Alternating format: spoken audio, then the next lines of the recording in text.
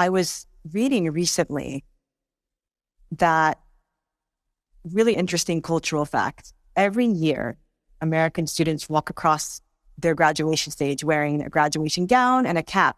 And I was actually reading that roots itself in Muslim universities in the 9th century, where Europe's best and brightest would go to these universities and they would want to come back home and mimic the thobe and the flat cap symbolized the Quran as the highest form of knowledge. And even the tassel would have been the bookmark in the Quran, for keeping your place in the Quran.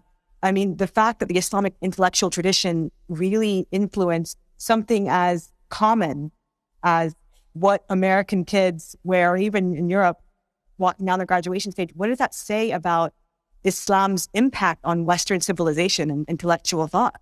The model for universities in many ways were the early universities in Islam. The notion of having hostels for students.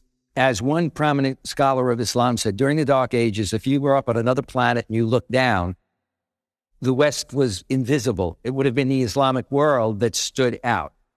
And the idea that during that period, you had a fluorescence in terms of the areas of philosophy, medicine, algebra, etc.